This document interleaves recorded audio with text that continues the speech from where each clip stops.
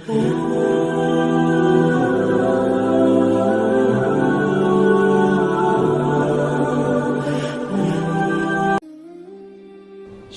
Al-Lihafi kalau nggak salah namanya di Suriah, mursyid Thariqah Syaziliyah, sangat alim, sangat zuhud, waliullah,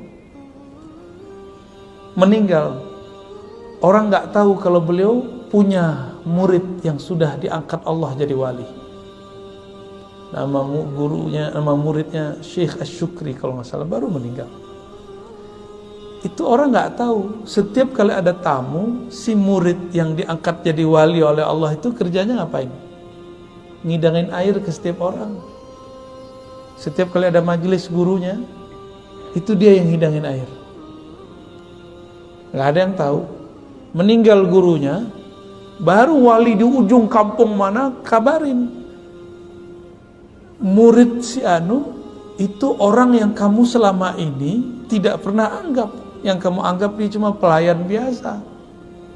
Dialah wali Allahnya. Dialah yang nuangin air kepada kalian yang hadir semua. Dia yang bersihin WC buat kalian. Jadi nggak pernah dianggap tuh orang, dia nuangin air. Jadi kalau dulu bahkan sampai sekarang di majelis-majelis masyayikh di sana, tempat begini terlalu luas. Itu kalau di zawiyahnya ya paling apartemennya kira-kira gitu, tempat zawiyahnya. Nanti ada orang datang, nah dia yang nuangin air. Datang 40 orang kan nggak banyak. Kalau sebanyak ini kan repot juga dituangin air semua. Bagi aja akuanya ya. Nuangin air, sisi manusiawi nggak? Nyangka nggak kita kalau pelayan seorang wali, nggak nyangka. Antum nyadar nggak kadang kalau pergi umroh, yang wali itu bukan yang jadi imam itu, tapi yang ngepel-ngepel itu yang jadi wali. Gak semua juga yang ngepel ya. Orang ngepel wali, repot juga kita ya. Al-ubudiyah jauharatun biha azhara biha ar-rububiyyah. Fa subhanallah latiful khabir. Guru dari pengarang kitab ini Al-Mursi punya guru lagi namanya Abul Hasan Asy-Syadzili. Apa kata beliau?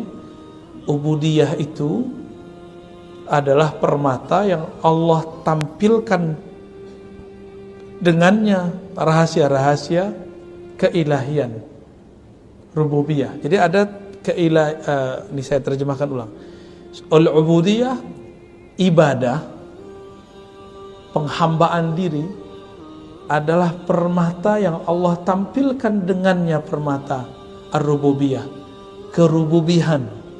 Ini ada dua hal beda. Rububiyah itu beda dengan uluhiyah dalam ilmu tasawuf.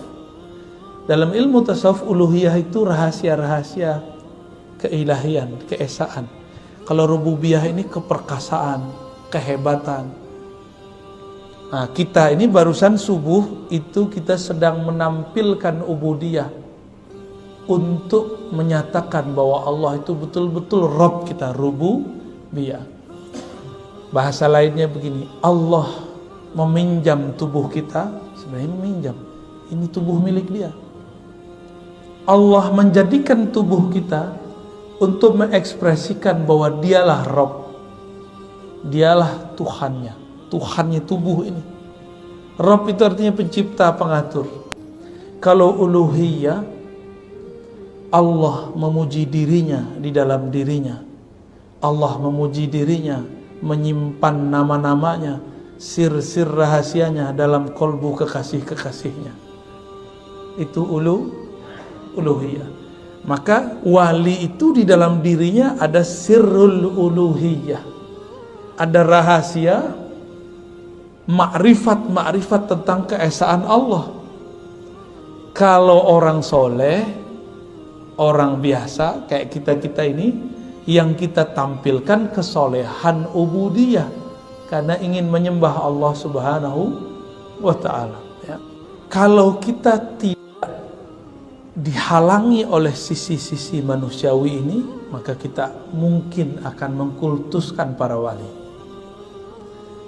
Mungkin Bapak Ibu sahabat melakukan Allah masih ingat sosok Sayyidina Isa ya, masih ingat?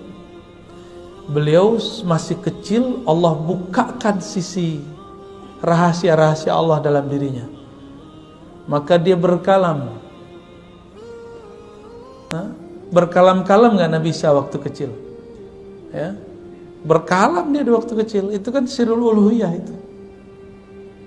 Waktu remaja sama anak-anak ya, Sayyidina Isa sama teman-temannya dikerjain barang-barang yang diperlukan waktu mereka ini disembunyiin.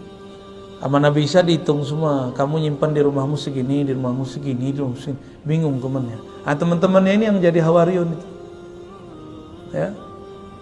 Mereka menyaksikan bagaimana Nabi Isa itu luar biasa. Nabi Isa ketika ada orang mati, udah dikubur, tapi ada satu lain hal yang membuat dia harus meminta kepada Allah agar itu dihidupkan. Dia pegang, digali itu dipegang dadanya, ditarik langsung orangnya hidup. Gimana tuh Pak? Dipegang dadanya, ditarik, hidup langsung. Beliau menampakkan sir itu. Makanya kemudian ketahuan oleh antek-anteknya Dajjal yang sudah pernah membunuh saudara sepupu atau apa jatuhnya itu. Nabi Yahya apa Nabi Zakaria? Yang masuk ke dalam pohon masih bisa ditebas oleh Dajjal. Jadi Nabi sudah ada yang dibunuh Dajjal, itu dia nabinya. Cuma namanya waktu itu diganti. Dia biasa nyamar. Mau nyamar bagaimanapun, dalam chipnya adalah Dajjal. Itulah yang jadi Yudas Iskariot. Nyamar dia jadi murid Nabi Isa. Dia menyaksikan, oh benar nih Nabi Isa. Dajjal yang bernama Samiri sudah dikabarkan dulu, engkau mati di tangan Isa, Ruhullah. Maka si Dajjal ini nyari-nyari Ruhullah ini, kalau bisa dibunuh sebelum umurnya. Benar, umur Nabi Isa waktu membunuh itu 32 atau 33. Maka sebelum itu saatnya selesai, si Yudas ini mau membunuh Nabi Isa, benar nggak? Jadi kalau ada orang menunjukkan rahasia-rahasia dirinya, rahasia-rahasia ilahiyah pada dirinya, oh bisa dibunuh Yahudi. Bisa, Yahudi itu bahasa-bahasa ungkapan aja. Bisa dibunuh Dajjal dia. Apalagi ngaku-ngaku di sosial media ya. Antum sudah tahu kan ada orang ngaku dia Mahdi lewat YouTube. Ada yang ngaku jadi Ratu Adil, ada yang ngaku jadi Satrio Pinengot ya. Macam-macam aja. Entah stres, entah beneran ya. Semoga mereka tersinggung ya. Yang waras lah hidup itu ya. Yang waras. Nggak ada namanya permata di obral itu, nggak ada. Masa Al-Mahdi main YouTube? Ampun. YouTube punya siapa? Punya Yahudi apa punya Muslim? Ya, itu cara mereka juga. Jadi kita manfaatin aja. Kalau ilmu saya, ilmu yang ada di kitab aja, nggak aneh-aneh ya. Ilmu-ilmu biasa aja. Ilmu yang masih bisa dibaca. Ya. Kalau wali-wali itu ilmunya dahsyat-dahsyat. Ya. Jadi antum jangan salah paham sama aneh ya.